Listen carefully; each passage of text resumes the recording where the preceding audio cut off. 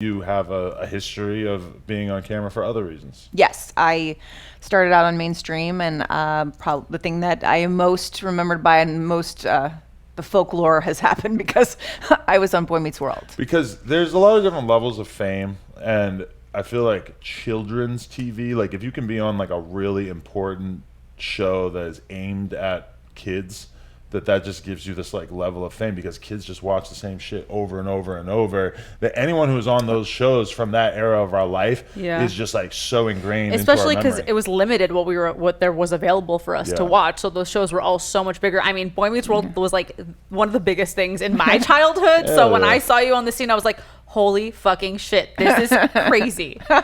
Yeah, it's interesting because we had a whole group of viewers who were watching it when it came out, of course.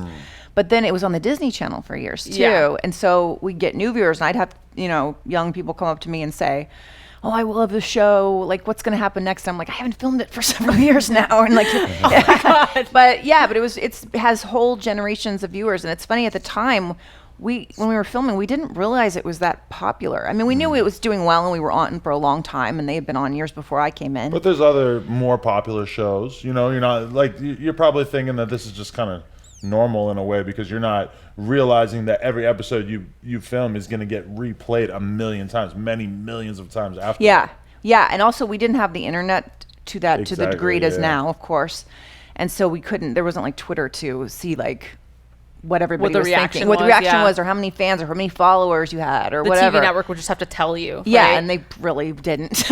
And they have ratings and stuff. And maybe like, you go to Denny's and like people ask you for an autograph, but it's still like, okay, that was like a couple people, Yeah, it's right. It's hard for you to imagine. It's hard to imagine. It's not like now where it's like, oh, I have 1 million followers. A million people. It's kind of documented. Know who I am. We have like, it's easy to like rate fame now. Yeah, it's very interesting because back then we had like the magazines, I guess, the Teen Beats.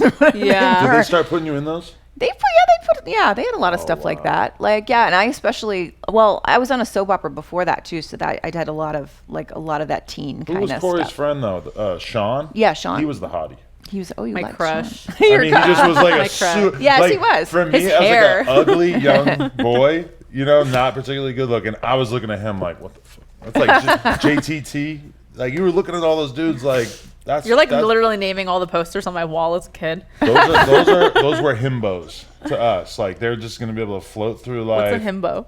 Yeah, it's like a bimbo, but it's a dude. Oh, I didn't know that. I was like, this is something wait. No, if you're born a himbo, then you get to float through life, and you never have to create any meaningful value. I love this new word I've learned today. Himbo. This is amazing. I've never heard before. He's really smart, though. He's really smart in real life. Really? Yeah. Well, then that's the. It's a double, perfect combo. Yeah. You don't even have to be a famous himbo. You can just be a himbo. Anyway, in general, yeah. So how many years exactly were you on that? I was on the last 2 seasons. It's funny. But yeah, they grew up on the show. So it's actually, I was the college years when they went to college. So people are like, oh, you were a kid on the show. And I was like, well, no, I was the college years, I guess. So I was supposed to be, I was about 19 or something. So what did you do after that? How many years after that did it take for you to get into porn? Oh, many years. Decades would be the question. The real way to ask. But I have to say, like, after that, I did pilots. I worked on stuff. I did White Chicks, the movie, and then I kind of hit a wall because Hollywood would not let me do the kind of things that I wanted to do, and I wanted to play more daring roles or like more. What were you getting cast as? Just like the sweet, funny girl next door kind of cast, and like always like the sitcom goody kind of girl. And as an actor, you're really not allowed any sort of like ownership over your own artistry, really, right? Like you pretty much just have to do whatever you can get. Yeah, and you're supposed to be happy about it. Right, and especially back then, and it was a very different world in like the 2000s when actresses like we were expected to be very cute and sexy, but very virginal and very, you had to fit into this type of role that people cast you in, whatever it was. I know that's the whole time about when Britney was coming up and all of the, just all of those girls back then, Jessica Simpson, like it was a very strange time for actresses and models and singers and stuff to be a public persona. But over the years, I went on my own authentic journey. And it's it took many, many years to get to the place like where I am now. But people say, wow, you just all of a sudden went to porn. And I'm like, no, I didn't all of a sudden go to porn. I did a lot of other things in between. Part of it was like, I love erotic writing, and I started getting into that. And then I got married and moved to New York, and I explored a lot of like, I would say my fantasies on paper and stuff, just to, see what I don't know. I was just discovering my own sexuality and stuff. And then I eventually came back to LA. And then the whole thing that really set off my social media presence was Girl Meets World, the spinoff of Boy Meets World, that came back on the Disney Channel. But there was such a renewed interest in the show and in Boy Meets World cast members and everything. So I was just kind of kicking on Instagram a little bit at the time. And then I started posting like stuff that I wanted to do, and like a lot of producers and publicists and stuff were like, no, you got to be the girl you were on Boy Meets World, so you can get back on Girl Meets World and do all that and be this, but I was like, I don't want to live in my past all the time anymore.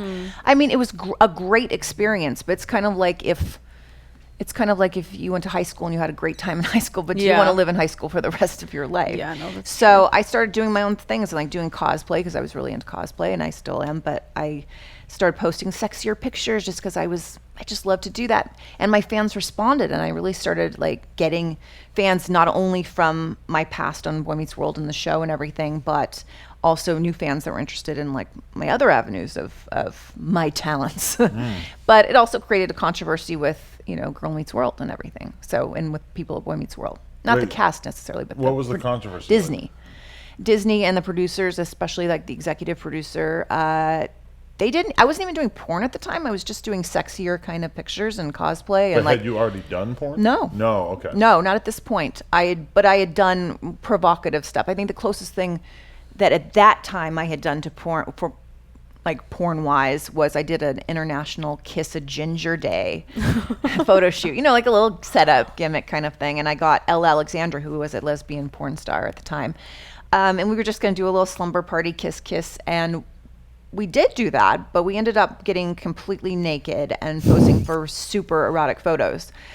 And at the end of it, she was like, you're going to do something in porn. And I was like, oh, no, that was just fun for me or whatever. Well, and then about 5 years later, I did. So it took like that lengthy journey. But I was doing setups like that were sexy. I was getting known in like a lot of the press and the booby blogs at the time, and like a lot of British press and stuff. So I was getting a lot of attention for my cosplay and just for my crazy setups that I did. And yeah, Disney and all of them did not. How did they react though? Did they actually do anything? No, they couldn't really do anything. I wasn't working for them at the time, but I know the executive producer, he did not want me to be part of Girl Meets World at all. And I wasn't really loving Girl Meets World, what I saw of it. So I wasn't really like aching to be on it, but at the same time, they had every single person who had been in the cast back on Girl Meets World except for me. Wow. Oh, wow. Yeah, it was pretty glaring. And they even took a big photo at the end, like they did with the last episode when it was canceled, and or one of the last episodes, I can't remember exactly, and they had everybody in it. Even the two Morgans. Oh my God, you remember the little girl? The sister. The one girl, and then she left. Corporate and then world does not fuck with porn at all, or anything even close to it. Could you imagine if they did, though?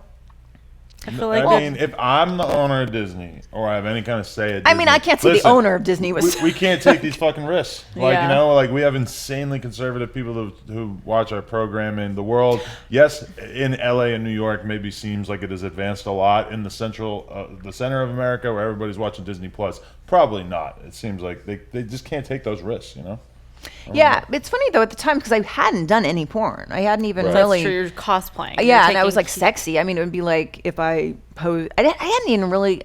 I think I maybe have taken out my tits at that time, but not really. Like, so it was just kind of the vibe. And nipples are a big deal. Yeah, it's crazy. I know, it's insane. When you think about it from like our perspective, like think about the fact that Beyonce has spent her entire life hiding her nipples. That's true. Like, that's pretty crazy. When you consider how y'all just sort of willingly, like, throw them out there. Yeah. But I kept throwing them out there, and it's funny. Okay, the clip you just watched was from Plug Talk, which is my adult podcast that I do with Lena the Plug, where every week we interview a different girl, and then we get nasty. So if you want to see the full thing, onlyplugtalk.com, $5 for your first month. Appreciate y'all.